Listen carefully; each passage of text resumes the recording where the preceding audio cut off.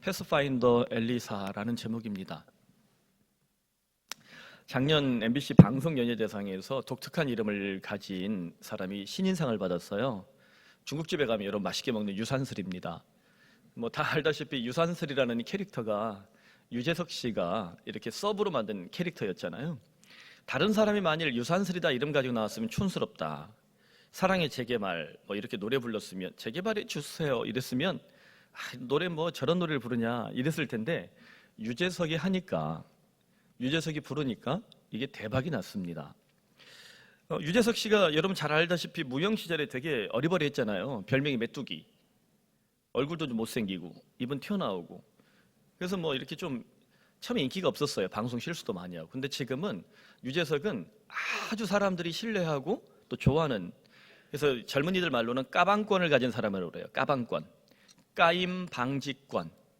유재석이 하는 일에 대해서는 악플이 거의 없잖아요. 오죽하면 이상한 사람들이 유재석 공격하면 오히려 그 사람들을 팬들이 초토화시키는 까방권을 가진 인물로 등극을 했습니다. 유재석은 지금 분명히 최고의 국민 MC죠. 유재석이 하면 사람들이 다 인정하는데, 특히 트로트가 뽕짝이다 이렇게 무시를 했던 사람들에게 유재석이 보여주는 이 이미지, 과연 오늘날 우리들은 어떤가, 교회는 어떤가, 이런 생각들도 해봅니다. 팝 아티스트 앤디 워홀이 한 말로 유명하지만 사실은 아니라고 그러죠. 일단 유명해져라, 그러면 사람들은 당신이 똥을 싸도 박수를 쳐줄 것이다. 일단 유명해지면 뭘 해도 통한다는 거예요. 근데 앤디 워홀이 대단한 아티스트인데 사실 그 사람이 한 말이 아니랍니다. 그런데도 불구하고 이 말은 꽤 설득력이 있어요. 일단 유명해져라. 저는 이 말을 다른 말로 바꿔서 일단 사람들에게 인정을 받아라. 제가 우리 교회 개척하고 이제 10년 됐는데 제가 유명은 안 하잖아요. 우리 교우들한테 인정을 받고 있는지 잘 모르겠어요. 근데 인정부터 받으면 뭘 해도 통하죠. 우리 선장님들도 우리 장로님들도 마찬가지입니다. 교회 직분자들도 일단 유명해지는 건 둘째 치고 나서도 내가 하는 사역에서 사람들이 인정받으면 어때요? 뭘 해도 저 사람이 하면 괜찮겠지라는 믿음과 신뢰가 있지요. 엘리사 선지자가 사실 난감했을 겁니다. 자기 사부가 누구예요? 엘리야잖아요. 그러니까 스승이 대단하면 후계자가 힘들어요. 저희 사랑의 교회가 2대, 3대 이렇게 목사들이 와도 당분간 힘들 거예요. 항상 비교되는 기준이 누구냐면 오카노 목사님이거든요. 오카노 목사님과 설교나 이런 부분들을 비교하기에 사실 택도 없는 거죠. 그러니까 누가 와도 그 뒷자리는 힘들어요. 그러니까 앞에 일대 그 선대 그 목사가 목회를 잘한 교회는 후임자로 가는 것이 굉장히 힘이 듭니다. 제 뒤에 오는 후임자는 되게 좋을 거예요. 그러니까 이게 쉬운 일이 아니에요. 그러니까 엘리사도 엘리야 후계자 되었다는 것이 사실 굉장히 영광스러운 일이지만, 사람들에게 무명한 선지자였기 때문에, 이때까지 무명한 선지자였기 때문에 이 사람이 하는 말, 행동 여전히 사람들이 잘 인정을 하지 않았을 것 같아요. 그런데 오늘 본문에 기록된 두 개의 사건을 통해서 엘리사는 선지자 시대를 새롭게 여는 패스파인더로 우뚝 서게 됩니다. 패스파인더 그러면 영어로 개척자, 탐험가, 길잡이 이렇게 보면 좋은데요. 여러분, 우리가 성경을 읽다 보면 구약 성경에서 이 열왕기서가 굉장히 중요한 가치를 가진 성경인데요. 열왕기서 마지막에 보면 이스라엘 나라가 망하죠. 북방 이스라엘은 BC 722년에 끝나고 남방 유다도 BC 586년에 끝납니다. 그리고 열왕기서 마지막 부분에 보면 바벨론 포로로 끌려가는 장면이 나옵니다. 그러니까 지금까지 이스라엘 역사의 패스파인더 역할을 했던 이 직분이 누구냐?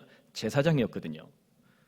구약 읽다 보면 항상 누가 나와요? 다윗을 세울 때도 그렇고 또 사무엘이라는 선지자가 있었지만 여하튼 제사장의 역할이 굉장히 컸어요. 왕정 시대에는 반드시 함께 나오는 직분이 제사장입니다. 그런데 나라가 망했어요. 예루살렘 성전도 무너졌어요. 성전이 있어야 제사장이 있는데 성전이 없으니까 제사장도 존재하지 않아요. 거의 다 포로로 끌려갔어요. 다른 나라에 살아야 되면 제사장 역할이 있을까요? 안 되는 겁니다. 그러면서 이제 이 이스라엘 백성들을 누가 이끌어갈 것인가? 패스파인더, 누가 새로운 패스파인더가 될 것인가? 하나님 준비하기 시작하는데 바로 그 직분이 선지자들입니다. 구약 성경 끝부분에 가면 여러분 선지서를 많이 만나죠. 사람의 이름 끝에 이제 편지처럼 글서 해가지고 이제 들어있는 게 다 선지서예요. 여러분 하박국서도 있고 또 학개서도 있고 말라기서도 있고 미가 나옴 이렇게 많잖아요. 이게 다 왜 나왔어요? 선지자들이 하나님 말씀을 대언한 것들이잖아요. 즉 이제 제사장 시대 끝나고 어떤 시대가 새롭게 열렸다? 선지자 시대가 새로운 패스파인더로 열렸다라는 것을 보여줍니다. 엘리야 선지자가 이 제사장 시대를 이어서 선지자 시대를 시작한 인물입니다. 물론 이제 선지자의 뿌리를 가면 모세예요. 모세, 그리고 사무엘, 그리고 엘리야로 오는데요. 본격적인 선지자 시대는 이 엘리야 때부터 시작이 되죠. 그리고 엘리야의 제자 엘리샤 선지자가 스승의 뒤를 이어서 선지자 시대를 확장한 인물입니다. 오늘 본문에 기록된 이 두 개의 사건, 선지자 시대를 보여주는 첫 출발점인데요. 사실 이 메시지는 많은 사람들에게 난해 구절로, 혹은 기독교를 오해하는 본문으로, 혹은 목사의 어떤 영적 권위를 굉장히 강조하는 이상한 말씀으로 해석이 돼서 한국 교회에 굉장히 이게 좀 안 좋게 지금 새겨져 있는 말씀들이에요. 자, 오늘 이 두 개의 말씀, 두 개의 사건을 보면서 어떤 메시지를 담고 있는가 우리가 차분히 살펴보면 좋겠는데요. 첫 번째 사건은 여리고성에 오염된 물에 소금을 던지는 이야기입니다. 19절에 보면 여리고 사람들이 이렇게 말을 해요. 우리 주인께서 보시는 바와 같이, 즉 엘리샤를 주인이라고, 이제 선지자니까 이렇게 말을 하는데, 이 여리고 성읍의 위치는 좋지만 물이 나빠서 토산이 익지 못하고 떨어집니다 라고 말을 합니다. 토산, 그러면 흙에서 나오는 열매죠. 그러니까 뭐 흙에서 나오는 곡식도 있고 과일도 있을 텐데 물이 안 좋으니까 당연히 열매가 잘 맺지 못한다는 거예요. 그런데 이 말씀은 좀 더 확대해 보면, 히브리어 본문을 좀 더 확대해 보면 그 땅에 사는 여성들이 임신을 하지만 출산을 하지 못하는, 즉 아이가 생명이 낙태되는, 생명이 죽는 그런 사건들을 또 보여주기도 합니다. 그러니까 토산이 익지 못한다는 것은 열매가 익지 못한다는 1차적인 뜻과 함께 여성들이 임신이 잘 안 된다는, 출산을 하지 못한다는 그런 이 뜻까지 더불어서 갖고 있어요. 그런데 이 사건을 통해서 우리가 생각하는 것은 비교 종교론입니다. 그 당시 고대 세계에서 물을 다스리는 신, 다산의 신이 누굽니까? 바알은 하늘에서 천둥벼락을 쳐서 비를 내리는 신이에요. 물을 다스리는 신이에요. 근데 물이 오염됐어요. 바알이 힘이 있다 없다? 없죠. 또 다산의 신은 누굽니까? 뭐 다산 신도시 사는 권순민이 아니에요. 우리 권순민 목사님 다산 신도시 살지만 아니에요. 이 다산의 신은 바알과 아쉐라 이렇게 나오죠. 이 아쉐라가 다산의 여신이에요. 풍성한 몸매를 가지고 이렇게 돼 있는 부조가 있어요. 지금도 어마어마하게 풍성해요. 그래서 다산의 여왕으로 돼 있어요. 그런데 지금 여성들이 임신을 하고 출산을 해야 되는데 해요, 못해요? 그 무슨 말입니까? 바알도 아쉐라도 여리고성을 지키지 못하고 죽은 신이다라는 겁니다. 바로 그때 엘리사가 어떻게 합니까? 20절 21절에 새 그릇에 소금을 담아 가져오래요. 사람들이 가져왔습니다. 엘리사가 물 근원으로 나가서 소금을 그 가운데 던지며 말했다. 여호와의 말씀이 내가 이 물을 고쳤으니 이로부터 다시는 죽음이나 열매 맺지 못함이 없을 것이다 약속하셨느니라. 아멘. 여러분, 이 말씀이 참 가치 있고 의미 있는데요. 이 사건에서 우리는 세 가지 묵상거리를 찾아볼 수 있습니다. 새 그릇과 소금의 이미지와 또 물 근원, 그리고 여호와의 말씀, 이 세 가지인데요. 자, 새 그릇, 당연히 새 그릇은 여리고성을 상징하겠죠. 여리고성이 지금 헌 그릇이에요. 오염된 그릇입니다. 여리고 땅에서는 지금 생명이 잘 출산되지 못해요. 오염됐기 때문에, 부패했기 때문에. 즉 오염된 것에 접촉하면 그 사람 어떻게 돼요? 오염된다. 이게 이제 고대 세계인들의 관심이에요. 그래서 죽은 자와 접촉하는 것을 굉장히 금기시했어요. 여러분, 지금 중국 우한에 중국 사람들이 오픈도 안 하는, 정부가 다 숨겨가지고 뭔지도 잘 모르는 지금 그 페스트가 지금 시작됐죠. 근데 이게 지금 춘절에 엄청 퍼지게 생겼다라는 걱정을 해요. 근데 최근에 어떤 이제 그 자료를 외국에서 나온 이제 뉴스를 이렇게 쭉 보다 보니까 그 우한에서 원래 그 생선 이런 걸 팔았대. 시장에서 시작된 걸로 생각을 하는데 역학조사를 잘 안 한다 그러잖아요. 근데 시장에서 생선 파는 시장은 생선을 팔아야 되는데 중국 사람들은 하늘에 나는 비행기하고 책상 다리 빼놓고는 다 먹잖아요. 그러니까 야생동물들을 막 불법으로 도축을 해서 먹었다는 얘기가 나오는가 봐요. 야생동물을 불법으로 도축해서 먹고 야생 새 와일드버드라고 막 나오는 그 새들을 잡아갖고 먹고 그랬나 봐요. 근데 여러분, 우리가 집에서 키우는 가축들은 우리하고 균이 많이 맞거든요. 그러니까 총균쇠를 쓴 제럿 다이아몬드가 인류의 역사에서 균의 싸움이 굉장히 컸는데 인간과 동물, 가축들은 균이 많이 맞은 거예요. 근데 우리가 전혀 다른 야생동물을 만나게 되면 여러분, 산에서 야생동물은 피하시는 게 좋아요. 그 균이 우리가 예측 불가능한 거예요. 그게 한번 들어오면 위험합니다. 에이즈라는 질병이 그냥 성병으로 알고 있지만 아프리카 원숭이가 가지고 있었던 균이 사람한테 옮겨온 거잖아요. 이게 얼마나 위험한 거예요. 이게 우리가 저항할 수 없는 체계를 갖고 있는 거죠. 그러니까 이 중국 우한의 이 모습도 사실 쉽지 않을 수도 있어요. 그러니까 오염된 것, 부패한 것, 잘못된 것에 우리가 터치를 하면 어떻게 된다? 전염된다. 근데 여리고성은 헌 그릇이에요. 오염된 그릇이에요. 부패한 그릇이에요. 어떻게 됩니까? 아예 깨서 새로 시작하거나 아니면 그 오염되고 부패한 것을 소독하는 방법이 있어요. 그래서 여리고는 오염된 상태로부터 벗어나야 한다는 메시지를 이 새 그릇이 보여주는데, 엘리샤가 이를 위해서 어떤 시위적 행동을 합니다. 예수님도, 엘리샤가 예수님의 그 아르케타입이에요. 이게 전형이에요, 전형. 앞에 나타난 모형이라고 말하는데, 예수님도 시위를 많이 하죠. 눈 먼저 뜨게 할 때 어떻게 해요? 그냥 이렇게 안수만 하시면 될 건데 꼭 침을 뱉어요. 진흙을 이기기도 하시고, 또 달리자 쿵! 막 이렇게 얘기하시고, 죽은 소녀 일어나라! 막 이렇게 얘기하시잖아요. 그게 시위적 행동이거든요. 그러니까 믿음을 가진 자가 이 복음을 가지고 시위를 하는 거예요. 여러분들도 믿음이 있다 그러면 종종 시위를 하시고 선포를 하십시오. 아내에게도 아침밥 해줄 지어다! 막 이렇게. 아내도 남편들에게 용돈을 줄 지어다! 막 이렇게. 그러면 이 선포적 행동이 사실 들으면 까먹어요, 안 까먹어요? 안 까먹거든요. 그래서 이 성경에 보면 종종 시위적 행태가 많이 나오는데, 엘리샤가 이런 시위적 행동을 굉장히 잘합니다. 엘리샤 여기서 하는 시위적 행동은 새 그릇에 소금을 담아가지고 이 소금을 가지고 뿌리는 거예요. 여러분, 소금이 조미료로도 쓰이지만 고대 세계에서는 월급 혹은 황금의 가치가 있었어요. 굉장히 소중하죠. 그런데 방부제나 소독제로도 쓰였다는 거죠. 소금에 염장하면 어때요? 잘 썩지 않잖아요. 그래서 하나님께서 이 여호와의 제사를 드릴 때 제물에 소금을 뿌리는 행위들이 있었습니다. 제사자가 제물을 가지고 와서 제사장과 함께 소금을 뿌리는 거예요. 그럼 고기에 소금이 불과 함께 탁 타면 어때요? 탁탁 타면 불이 더 예쁘게 붙죠? 여기서 알 수 있는 건 하나님도 소금 뿌린 고기를 좋아하셨다. 여러분, 소고기 구워 먹을 때는 이게 화목제다 생각하시고 소금을 잘 뿌려서 맛있게 구워 먹으세요. 그러니까 이 제단에 소금을 뿌리는 게 사실은 메시지가 있습니다. 오염된 상태를 제거하는 것, 부정한 상태를 제거하는 것, 즉 과거에 오염된 것, 과거에 부정한 것을 내가 제거해서 오늘 그리고 앞으로 미래에 내일 내가 더 거룩하게 살아갈 것이다 라는 시위적 행위예요. 그런 행동이 여기에 표현되어 있는 거예요. 그래서 이 여리고성의 물이 앞으로 어떻게 될 것인가를 이제 엘리샤가 얘기하는 거예요. 과거에 오염된 물을 여리고성은 이제 그치고 새로운 생수, 깨끗한 생수를 내놓을 것이다 라는 약속을 합니다. 여러분, 우리 인생에서도 오늘 예배를 통해서 우리 주님께서 소금 뿌리시고 우리를 소독하시고 제독하시고 우리를 온전히 거룩하게 하셔서 우리 삶에 이 깨끗한 생수가 그 배에서 생수의 양이 흘러넘치려 약속하셨던 주님의 약속이 우리 삶에, 우리 일터에, 우리 가정에 넘치기를 바랍니다. 자, 그렇다면 어떻게 하면 이런 복이 가능하냐? 엘리샤가 시위를 하는데 물의 중간이나 끝부분이 아니라 물의 근원으로 나아가 소금을 던집니다. 저는 이 시위 형태에서 정말 중요한 죄와 부정을 해결하는 가장 강력한 방법을 배우는데요, 죄 근원으로 나아가라는 거예요. 부정함의 뿌리를 발견하라는 겁니다. 그러면 다시 깨끗해질 수 있다.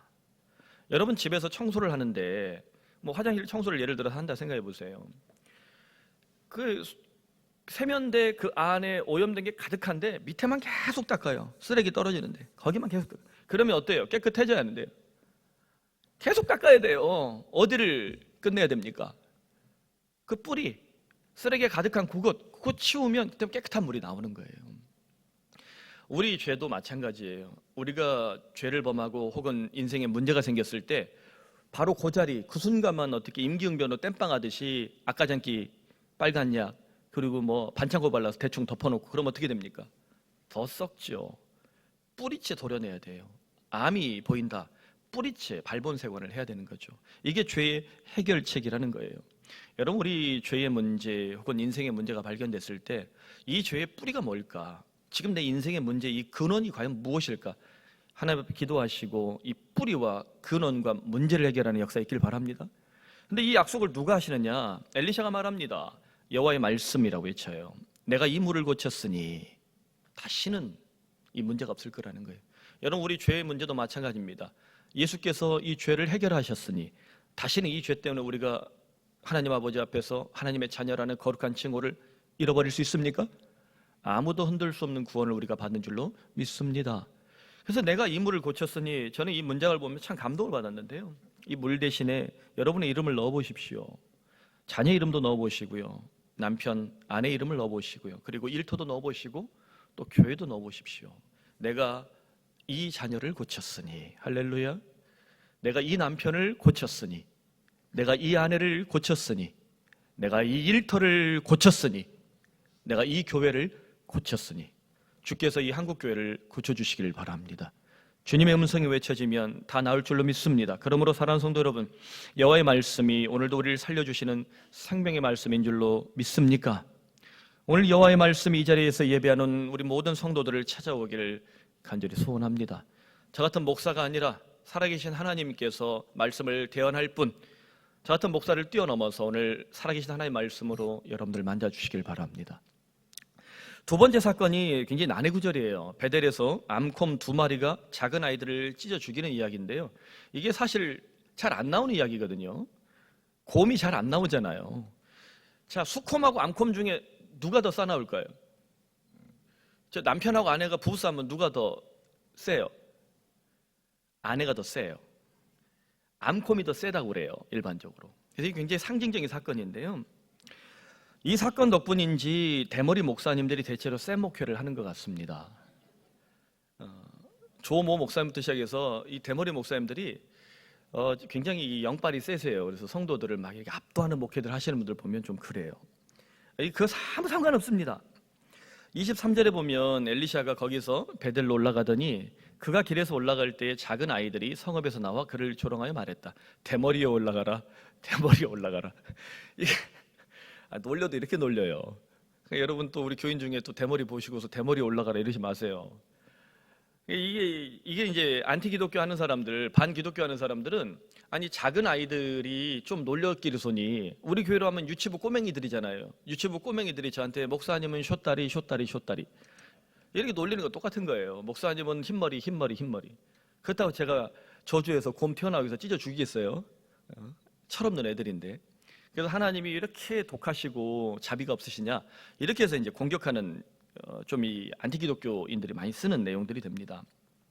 이 사건에서도 세 가지 묵상거리가 있는데요. 베델, 또 작은 아이들, 대머리 세 가지입니다. 여러분 베델이라는 이 이름이요 하나님의 집이란 뜻이에요. 베트엘이에요. 엘로힘 하나님의 베트집. 베들레헴 아시죠? 이것도 왜 베틀레헴이에요? 빵 만드는 집이에요. 빵집. 그래서 베틀레헴이에요. 베트란 이 이름이 사실 뭐 굉장히 좋은 이름인데 이 베델이 원래 창세기에 보면 아브라함이 가나안 땅에 처음 들어왔을 때 예배드렸던 곳입니다. 그래서 이스라엘 종교의 뿌리, 이스라엘 제사의 뿌리가 되는 곳이 베델이에요. 그럼 성지죠. 이 거룩한 땅이에요 원래.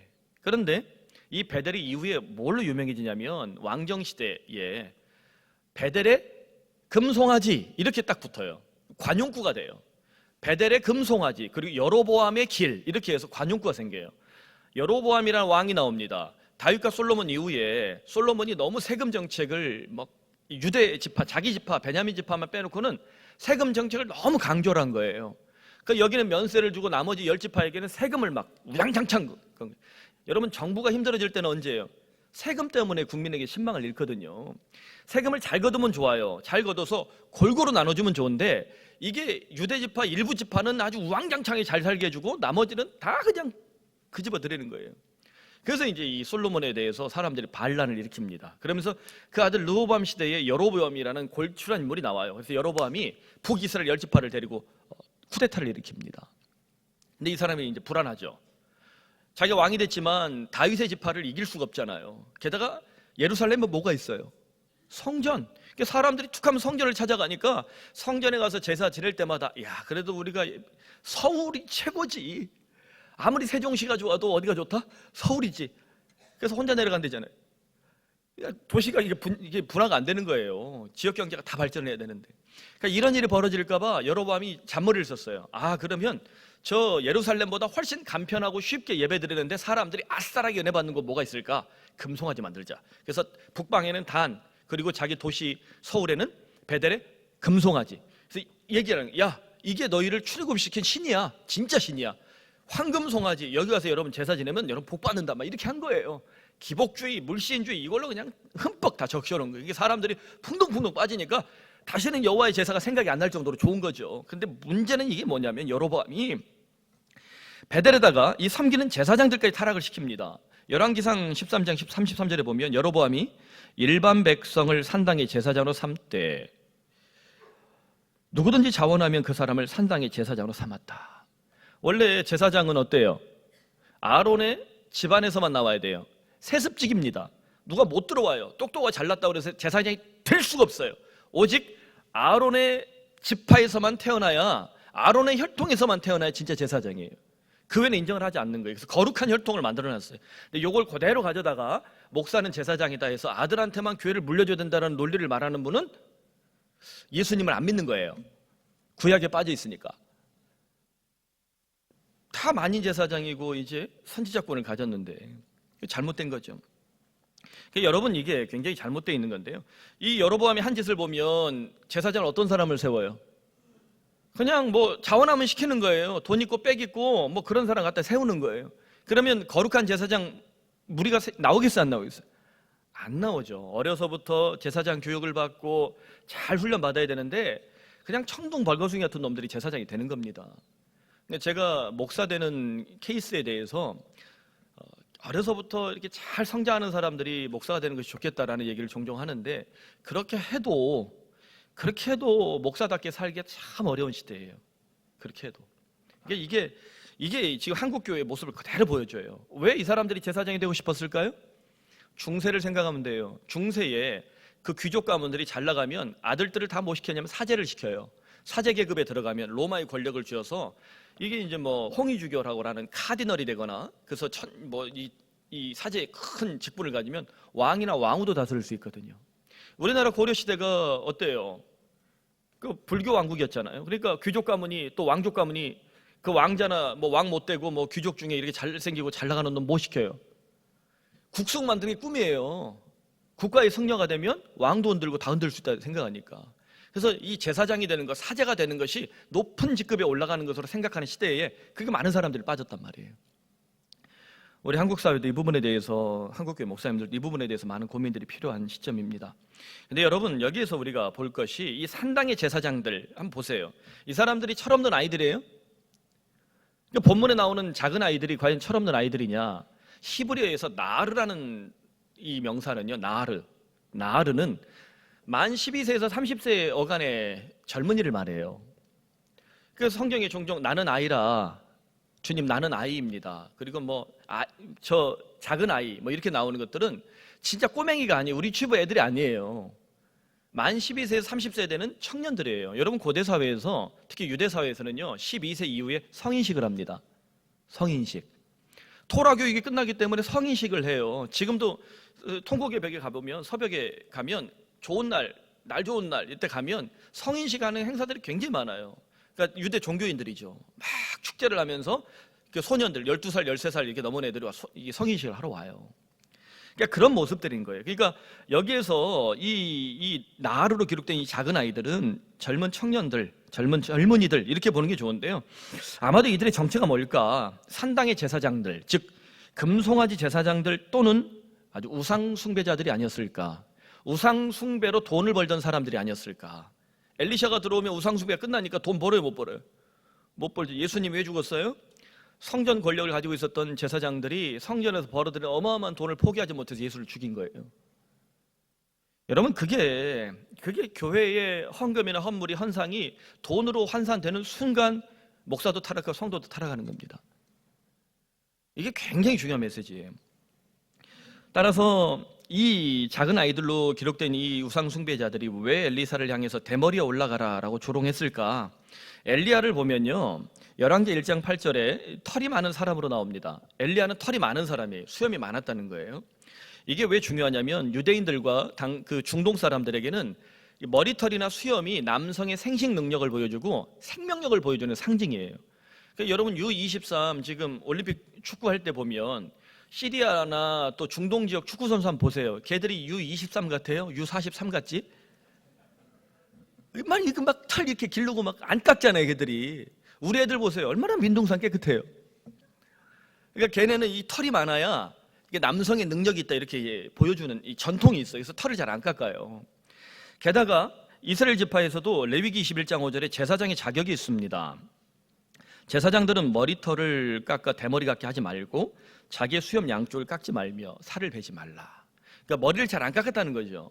여기 귀민머리 있죠, 이거 구렛나루. 여기 걔는 안 깎아고 여기 또아리를 쳐요. 그래서 이렇게 묶어요, 끈처럼.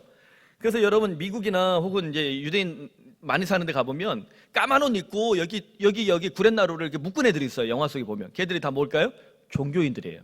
군대도 안 가고, 그러니까 이 제사장 가문이다 이렇게 인정을 하는 이제 현대 종교인들이에요. 이게 못 갖게 돼 있어요. 털이 많아야 돼요. 그러니까 아마도 베델의 이 타락한 우상 숭배자들이 털이 많았을 거예요. 털이 많은 게 신의 은총을 받은 증거거든요. 자, 제 딱 봐도 제가 털 많아요, 안 많아요? 머리털 말고는 뭐 저는 조선시대에는 넷이에요. 저 같은 사람은 이게 대머리 올라가라 이런 비난에 딱 어울리는 거죠. 그러니까 여러분, 옛날에는 털이 많아야 돼요. 그들이 엘리사에게 하나님의 선지자로 가면서 머리털도 없는 놈, 대머리 된 놈, 즉 은혜도 못 받은 놈이라고 조롱하는 겁니다. 대머리라는 말은요, 은혜도 못 받는 놈, 하나님이 머리에 은혜를 주셔서 이게 머리가 많이 나야 되는데 은혜도 못 받은 놈이라는 거예요. 그리고 대머리에 올라가라, 이게 무슨 뜻이겠습니까? 이게 엘리야가 올라갔잖아요. 승천했죠. 올라가서 승천한 건 엘리야가 살았다는 거예요, 죽었다는 거예요? 이제 죽었어요. 이 땅에 생명이 끝난 거예요. 야, 대머리 엘리샤야, 너도 엘리야처럼, 너 스승 엘리야처럼 할로 꺼져버려라. 다시 말하면 뭐예요? 뒤져버려라, 이거예요. 너 죽어라, 이거예요. 그러니까 이 베델의 타락한 우상 숭배자들이 엘리샤를 조롱하는데, 이 엘리샤를 통해서 누구를 모욕하고 조롱하는 겁니까? 엘리샤의 하나님을 조롱하고 모욕하는 겁니다. 오늘날 한국교회 목사나 또 성도들, 교인들, 교회가 이렇게 막 자꾸 타락하면 안 믿는 사람들이 자꾸 교회를 욕하고 목사를 까고, 목사는 먹사, 또 교인은 병신도 이러면서 까는데, 우리가 반성할 부분들이 많지만 결국 우리가 이렇게 욕먹으면 누가 욕먹는 거예요? 하나님 욕먹는 거예요. 그래서 제가 교회 개척할 때 굳은 마음을 가진 게 뭐냐면, 욕을 안 먹을 수는 없는데 한번 따라합시다. 욕 좀 덜 먹자. 욕 좀 덜 먹는 기독교인 되고 욕 좀 덜 먹는 교회 됩시다. 그러면 우리가 좀 낫지 않겠어요? 안 믿는 사람들이 봐도 저긴 그래도 저긴 괜찮아, 그래도 욕하지 말자고. 그 정도로 까방권을 갖는 교회가 되면 정말 좋겠는데요.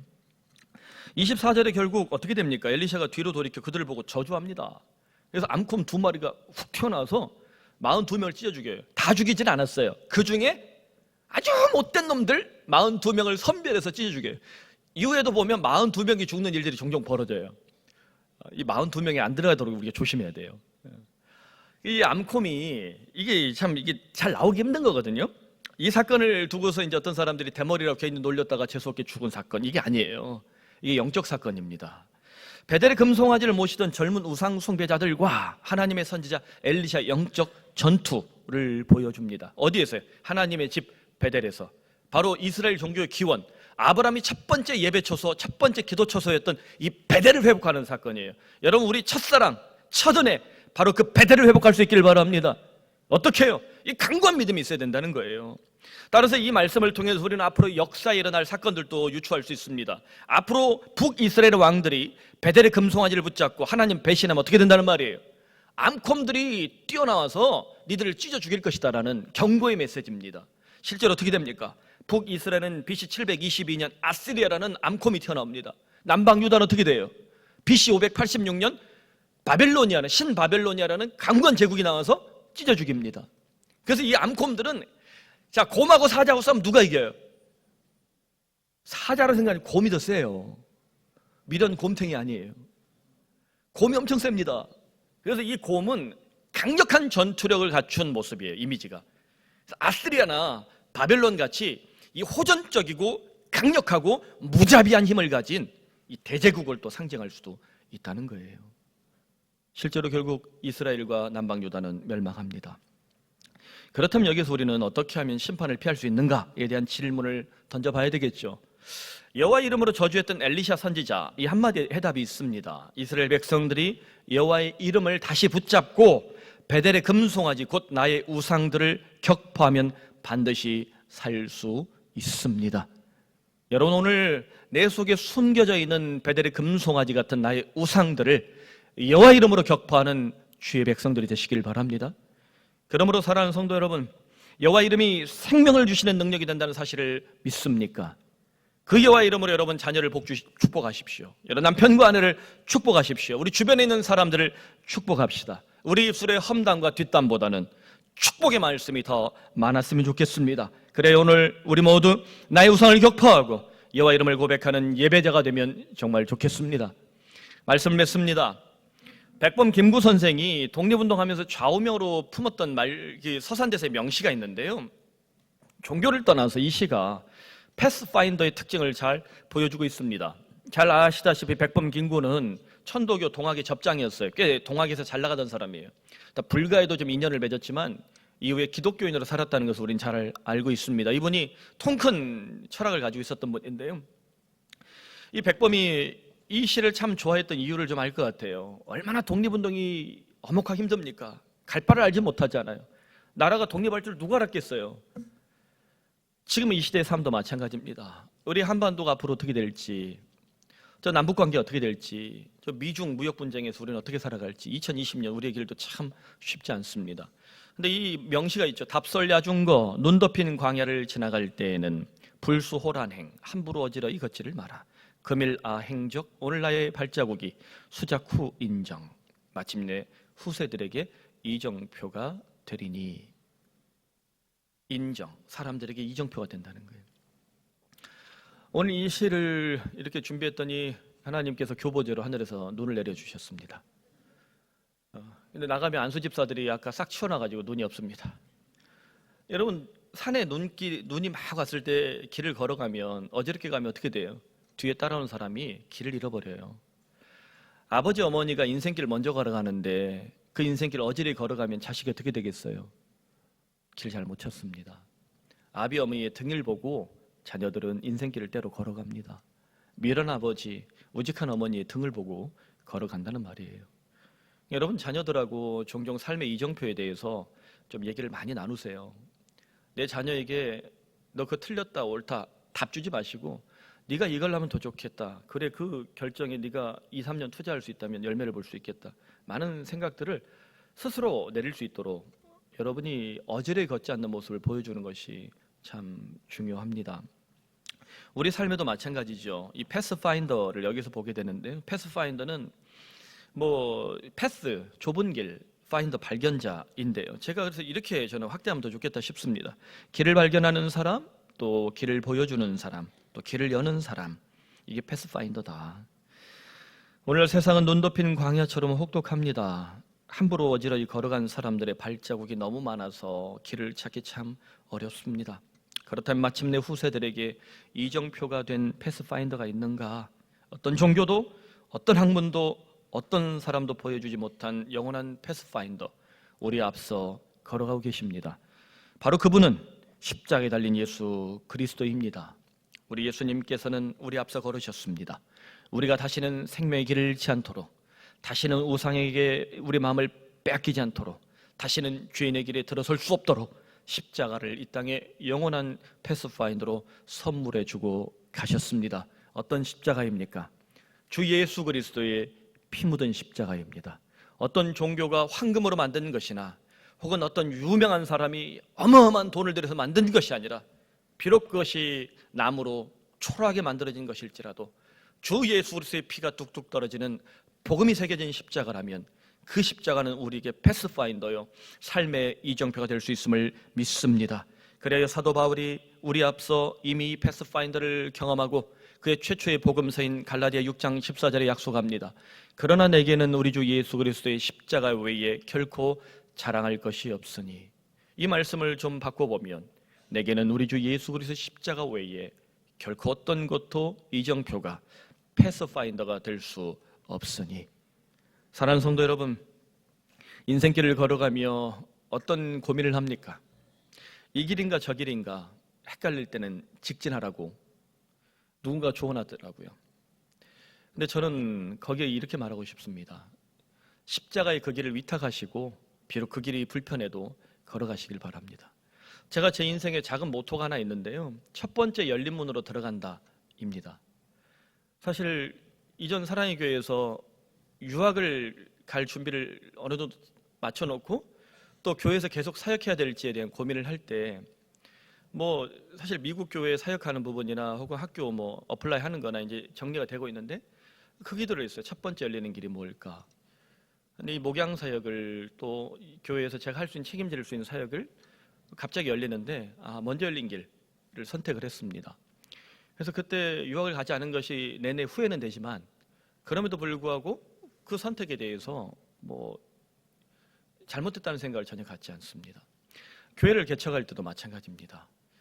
교회를 서울에서 하지 말라니까 하남 강동에서 한다고 이렇게 했는데, 뭐 여기로 와서 또 혹은 뭐 담임 목사로 가는 길 혹은 이후에도 뭐 몇 차례 이런저런 뭐 고민들을 했지만 개척에 대한 마음을 하나님 딱 열어주셨을 때는 이 강동에 와서 다시는 뭐 변개한 적이 없어요. 그냥 이 길이구나 직진하는 겁니다. 삶의 길에서 우리 주님께 주님 이 길을 주께 헌상하고 위탁하겠습니다 라고 여러분 기도하면 하나님께서는 틀림없이 우리에게 최고의 패스파인더가 되실 줄로 믿으시길 바랍니다. 우리 하나님 사랑하잖아요. 하나님 우리를 너무 사랑하시잖아요. 예수님이 피로 값주고 사신 생명이잖아요. 이렇게 거룩한 생명인데 누가 감히 그 발걸음을 어지럽게 만들 수 있겠습니까? 그러므로 오늘 누가 이 시대의 패스파인더로 살아가겠습니까? 엘리사처럼 우리 모두 길을 발견하고 길을 보여주고 길을 열어주는 패스파인더가 되길 간절히 축원합니다. 함께 기도합시다. 우리 말씀을 가지고 여러분 우리 주님 나의 인생의 패스파인더가 되어 주시옵소서. 주님께서 내 삶의 길을 열어주시고 하나님 오염되어 있는 여리고성 같은 나의 삶을 또 우리 가정을 내 일터를 깨끗하게 만들어 주시옵소서. 하나님 오직 주님만 신뢰하며 살아가겠사오니 2020년 지금 내가 걸어간 이 길 가운데 주님께서 열어주실 새로운 길을 보여주시옵소서. 지금 삶의 길을 가지고 또 인생의 선택을 가지고 고민하는 분들이 있다면 직장 문제 혹은 재정 문제 여러 가지 고민들이 있다면 나를 사랑하시는 예수를 믿으십시오. 주님께서 어떻게 선한 길을 열어주실지 기대하십시오. 하나님은 사랑이시라 틀림없는 사랑으로 우리의 모든 길을 인도하실 줄로 확신합니다. 이 시간 주님 앞에 우리의 마음을 열고 함께 기도합시다. 자비로우신 하나님 아버지, 주의 백성들이 이 시간 주님 앞에 간구합니다. 하나님 아버지, 우리의 인생길을 주께 위탁하고 헌상합니다. 하나님, 헌금만 바치는 것이 아니라 주여 우리 인생을 바치는 것, 이것이 참된 헌상입니다. 주여 이 거룩한 믿음이 주님 돈이나 어떤 권력에 의해서 좌우되지 않도록 하여 주시고 순결한 믿음을 가지고 주님 앞에 나아가는 이 백성들을 주는 잊지 마시옵소서. 그래야 아버지 하나님, 주님 앞에 간구하는 이 종들 어떤 길입니까? 2020년 주께서 열어주실 새로운 길 주님 만나게 하여 주시옵소서. 하나님 아버지, 지금 막혀있는 이 문제, 삶의 고통과 일터의 이 고통스러운 문제들이 있다면 주여 문제의 뿌리와 근원을 해결할 수 있는 능력을 주시며 내 힘으로 감당할 수 없다면 하나님 아버지여 시대를 바꾸시고 사람을 바꾸셔더라도 이 모든 길 숨통을 열어주시옵소서. 예수 믿는 인생 무엇이 다르겠습니까? 우리는 하나님의 자녀들입니다. 하나님의 자녀에게는 주님께서 베풀어 주시는 은혜가 있사오니 주여 이 종들에게 주여 나는 강구한 하나님의 사람이다라는 믿음을 가지고 이 삶의 어목한 길, 주여 삶의 이정표, 내 삶의 패스파인더가 되시는 예수님을 붙잡게 하여 주시옵소서. 우리 주님의 피 묻은 십자가가 우리 앞에 있사오니 주여 우리가 무엇을 두려워하겠습니까? 하나님 아버지, 사도 바울의 고백같이 그런 육내게는 우리 주 예수 그리스도의 십자가 외에 결코 자랑할 것이 없도다. 주여 연애를 간구하는 이 종들에게 주님 길을 열어주시고 삶의 문을 열어주시고 길을 보여주시고 길을 열어주는 하나님 아버지의 패스파인더, 주여 그 복된 인생을 살아가게 하여 주시옵소서. 우리 푸른 사랑의 교회가 내놓을 것 없고 잘할 것 없지만 오늘 이 시대에 우리 주님께서 기쁘게 쓰시는 오늘 이 시대의 패스파인더가 되게 하여 주시옵소서. 주님의 은혜 가운데 한 해를 무사히 지냈음을 감사드립니다. 새해에도 우리 가족 주님 온전히 섬길 수 있는 믿음을 주시옵소서. 하나님, 믿음의 어머니입니다. 이 딸의 기도를 주는 잊지 마시옵소서. 또한 성도들의 기도 가운데 주는 함께 하셔서 가족을 위해 또 일터를 위해 자신의 인생을 위해 주변에 길을 잃어버린 영혼들을 위해 간구하는 제목들 하나하나 또한 이 기도 제목에 새겨져 있는 이 간절한 마음을 잊지 마시고 하나님 그 영혼들을 살려주시옵소서. 육체의 질병으로 고통당하는 이들이 있다면 이 시간 피 묻은 예수님의 손으로 안수하여 주시옵소서. 마음이 상하고 인생의 고통스러운 문제 때문에 깊은 우울증과 상한 마음을 가지고 있는 이들이 있다면 하나님 아버지, 당신의 무한한 사랑을 덮어 주시옵소서. 인생길을 주님 온전히 찾지 못하고 있는 청년들, 또 삶의 길에서 흔들리고 있는 장년들, 주의 인생의 후반전을 살아온 우리 노년들, 모든 세대에게 주 예수 그리스도의 피 묻은 십자가가 패스파인더가 되는 은혜를 베풀어 주시옵소서. 예수 믿는 인생 무엇이 다른가? 그래야 우리가 이 복된 인생을 살아갈 수 있도록 은혜를 베풀어 주시옵소서. 하나님, 우리 푸른 사랑의 교회가 거대한 십자가도 없습니다. 내놓을 만한 건물도 특별히 없고 잘할 것도 별로 없습니다. 그럼에도 불구하고 우리가 잘할 것은 오직 주 예수 그리스도의 십자가 복음밖에 없음을 고백하오니, 하나님 아버지, 이 교회를 주님 오늘 이 시대에 패스파인더로 주님 사용하여 주시옵소서. 길을 잃은 영혼들이 길을 발견하며 삶의 문제에 고통당하는 이들이 그 삶의 문제를 해결하며 하나님 아버지를 만나야 될 영혼들이 반드시 만날 수 있는, 하나님 주님께서 사용하시는 패스파인더가 되게 하여 주시옵소서. 그러므로 우리 모든 성도들이 주님 엘리샤처럼 하나님 아버지를 간절히 사모하는 주의 선지자들이 되어서 오늘 이 시대에 패스파인더가 되어 길을 발견하고 길을 보여주고 길을 열어주고 더 나아가 길을 인도하는 선한 영향력을 허락하여 주시옵소서. 예수님의 이름으로 기도드립니다. 아멘. 할렐루야.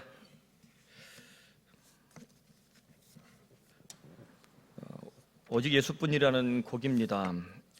제가 이 찬양 참 좋아하는 찬양 중에 하나인데요, 제 마음을 만져주셨던 하나님께서 오늘 우리 성도들 중에도 이 찬양으로 그 마음을, 그 삶을 만져주시면 좋겠습니다.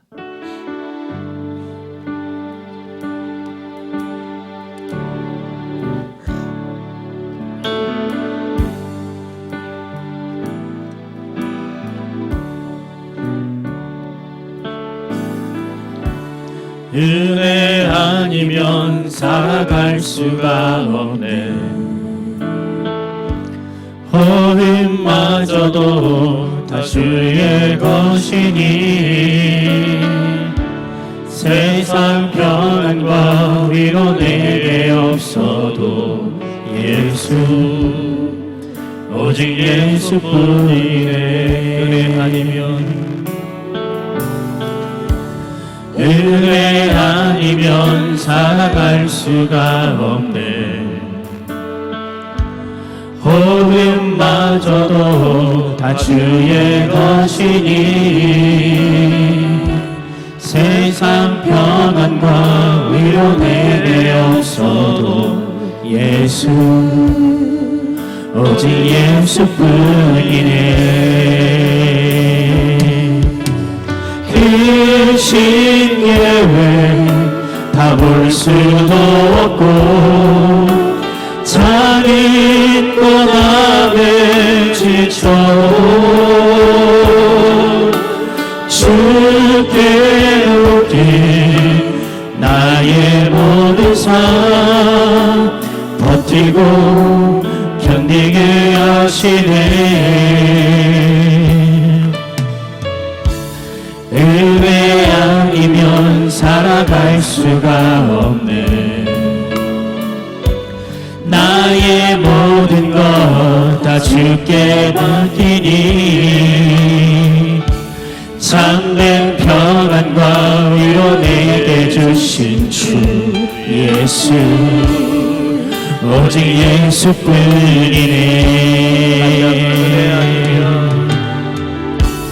은혜 아니면 살아갈 수가 없네. 우리 모두 일어나셔서 성령을 올려드립니다. 모임마저도 다 주의 것이니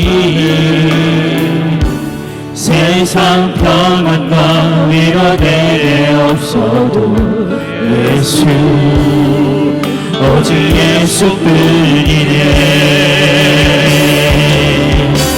그 시계에 다 볼 수도 없고 잔인 고난에 지쳐도 주께 맡긴 나의 모든 삶 버티고 견디게 하시네. 은혜 수가 없네. 나의 모든 것 다 주께 맡기니 참된 평안과 위로 내게 주신 주 예수, 오직 예수뿐이네. 그 시계를 다 볼 수도 없고 자기 고난을 지쳐도 주께 오직 나의 모든 삶 버티고 견디게 하시네. 그 시계를 다 볼 수도 없고 자기 고난을 지쳐도 주께 우리 나의 모든 삶 버티고 견디게 하시네.